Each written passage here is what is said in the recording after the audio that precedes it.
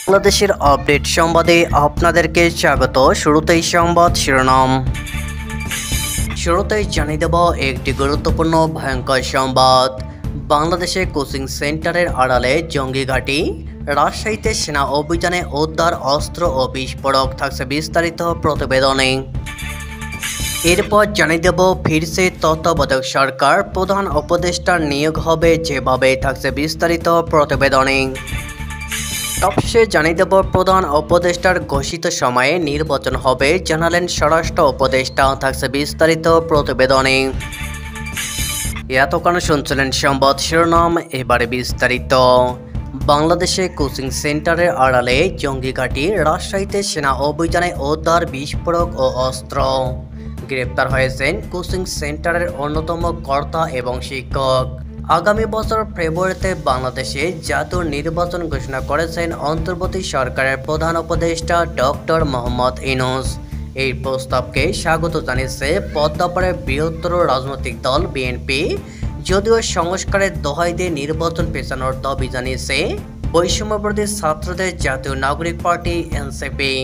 এই আবহে শনিবার ভোরে রাজশাহী শহরে একটি কোচিং সেন্টারে অভিযান চালিয়ে অস্ত্র ও বিস্ফোরক উদ্ধার করল বাংলাদেশ সেনা, র্যাপিড অ্যাকশন ব্যাটালিয়ন র্যাব এবং পুলিশের যৌথ বাহিনী। ওই কোচিং সেন্টারের একজন কর্তাকে গ্রেপ্তার করা হয়েছে।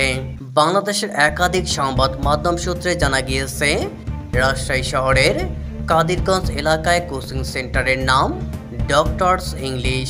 গ্রেপ্তার করা হয়েছে সংস্থার অন্যতম কর্তা এবং ইংরেজি বিভাগের পরিচালক মুনতাসিরুল আলম অনিন্দকে। উল্লেখ্য, 2017 সালের জুন মাসে ঢাকার হোলি আর্টিজম বেকারিতে সন্ত্রাসবাদী হামলায় নিহত হয়েছিলেন এক ভারতীয় সহ 22 জন। ওই ঘটনার পরে গ্রেপ্তার করা হয়েছিল মুনতাসিরুলকে। এছাড়াও মৌলবাদীদের হামলায় রাজশাহী বিশ্ববিদ্যালয়ে মুক্তমনা শিক্ষক রেজাউল করিম সিদ্দিকীর খুনের ঘটনাতেও গ্রেপ্তার হয়েছিলেন মুনতাসিরুল। ফিরছে তত্ত্বাবধায়ক সরকার, প্রধান উপদেষ্টার নিয়োগ হবে যেভাবে। রাজনৈতিক দলগুলোর সঙ্গে বৈঠকের পর জুলাই সনদের খসড়া চূড়ান্ত করেছে জাতীয় ঐকমত্য কমিশন। খসড়ায় একটি সংসদের মেয়াদ শেষ হলে বা কোনো কারণে সংসদ ভেঙে গেলে পরবর্তী নির্বাচন আয়োজনের জন্য তত্ত্বাবধায়ক সরকার ব্যবস্থা ফিরিয়ে আনা হয়েছে। কোন প্রক্রিয়ার তত্ত্বাবধায়ক সরকারের প্রধান উপদেষ্টা নিয়োগ দেওয়া হবে তারও পরিপূর্ণ রূপরেখা তৈরি করা হয়েছে। শনিবার 16 আগস্ট রাজনৈতিক দলগুলোর কাছে পাঠানো জুলাই সনদের খসড়া থেকে এইসব তথ্য জানা গেছে। তত্ত্বাবধায়ক সরকার ব্যবস্থা বিদ্যমান সংবিধানের 123(3) অনুচ্ছেদ সংশোধন করে যেসব সংযুক্ত করার কথা বলা হয়েছে: 1.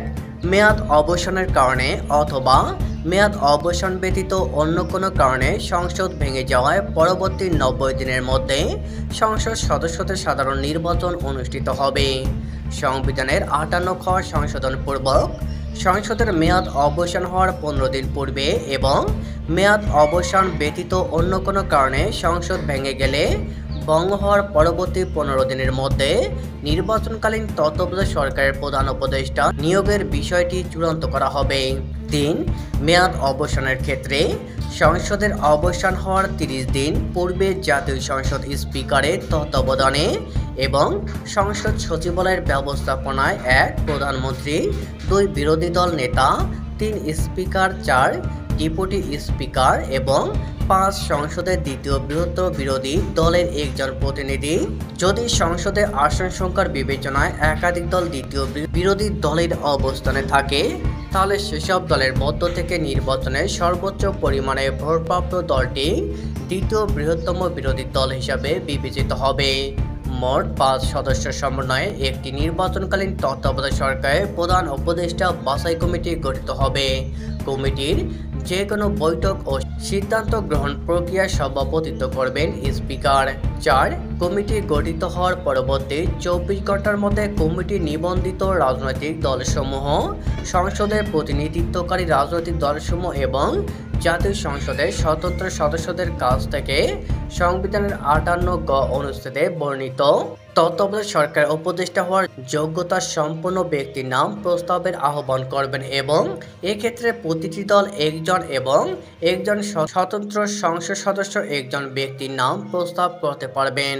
5. রাজনৈতিক দলসমূহ এবং স্বতন্ত্র সংসদ সদস্য পরবর্তী 24 ঘন্টার মধ্যে সংসদ সচিবালয়ে তাদের প্রস্তাবিত নাম দাখিল করবেন। পরবর্তী 72 ঘন্টার মধ্যে কমিটির সদস্যরা সবাই মিলিত হয়ে নিজেদের অনুসন্ধানের প্রাপ্ত এবং রাজনৈতিক দলসমূহ ও স্বতন্ত্র সংসদ সদস্যদের কাছ থেকে প্রস্তাবিত নামসমূহ নিয়ে নিজেদের মধ্যে আলাপ আলোচনা করে বাংলাদেশের যেসব নাগরিক সংবিধানের 58 অনুচ্ছেদ এর অধীনে উপদেষ্টা হওয়ার যোগ্য তাদের মধ্য হতে একজনকে তত্ত্বাবধায়ক সরকারের প্রধান উপদেষ্টা হিসাবে বেছে নেবেন এবং তিনি রাষ্ট্রপতি কর্তৃক নিযুক্ত হবেন। 7. বাছাই কমিটি গঠিত পরবর্তী 120 ঘন্টার মধ্যে এই পদ্ধতি প্রধান উপদেষ্টা হিসাবে কোনো ব্যক্তিকে চূড়ান্ত করা সম্ভব না হলে পরবর্তী 48 ঘন্টার মধ্যে প্রধান উপদেষ্টা পদের জন্য 58 অনুচ্ছেদে বর্ণিত শর্ত অনুসরণপূর্বক সংসদের সরাসরি দল জোট 5 জন উপযুক্ত ব্যক্তির নাম প্রস্তাব করবে এবং প্রধান বিরোধী দল অথবা জোট 5 জন উপযুক্ত ব্যক্তি নাম প্রস্তাব করবে। এছাড়া সংসদের দ্বিতীয় বৃহত্তর বিরোধী দল 2 জন উপযুক্ত ব্যক্তি নাম প্রস্তাব করবে। যদি সংসদে আসন সংখ্যার বিবেচনায় একাধিক দল দ্বিতীয় বৃহত্তর বিরোধী দলের অবস্থানে থাকে তাহলে সেসব দলের মধ্যে সর্বোচ্চ পরিমাণ ভোট প্রাপ্ত দলটি দ্বিতীয় বৃহত্তর বিরোধী দল হিসাবে বিবেচিত হবে। উপযুক্ত প্রক্রিয়ার প্রাপ্ত নামসমূহ স্পিকার জনসাধারণের অবগতির জন্য প্রকাশ করবেন। উপযুক্ত চয়ে বর্ণিত সময় অতিবাহিত হওয়ার পরবর্তী 48 ঘন্টার মধ্যে সরকারি দল বা জোটের প্রস্তাবিত 5 জন ব্যক্তির তালিকা থেকে প্রধান বিরোধী দল জোট যে কোনো একজনকে বেছে নেবে। অনুরূপভাবে প্রধান বিরোধী দল প্রস্তাবিত 5 ব্যক্তির নামের তালিকা থেকে সরকারি দল যে কোনো একজনকে বেছে নেবে। দ্বিতীয় বৃহত্তর বিরোধী দলের প্রস্তাবিত মোট 2 জনের নামের তালিকা থেকে সরকারি দল অথবা জোট যে কোনো একজনকে বেছে নেবে এবং প্রধান বিরোধী দল অথবা জোট যে কোনো একজনকে বেছে নেবে।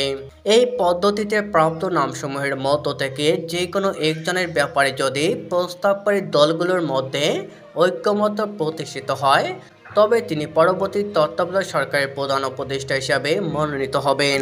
প্রধান উপদেষ্টার ঘোষিত সময়ে নির্বাচন হবে জানালেন স্বরাষ্ট্র উপদেষ্টা। অন্তর্বর্তীকালীন সরকারের প্রধান উপদেষ্টা মোহাম্মদ ইউনূসের ঘোষিত সময়ে নির্বাচন অনুষ্ঠিত হবে বলে জানিয়েছেন স্বরাষ্ট্র উপদেষ্টা লেফটেন্যান্ট জেনারেল অবসরপ্রাপ্ত মোহাম্মদ জাহাঙ্গীর আলম।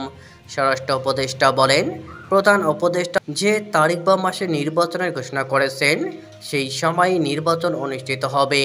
স্যারের কথার উপরে আমার কোনো কথা নেই। ক্ষমতা জনগণের হাতে, জনগণ নির্বাচনমুখী হলে কেউ বাধা দিতে বা বন্ধ করতে পারবে না।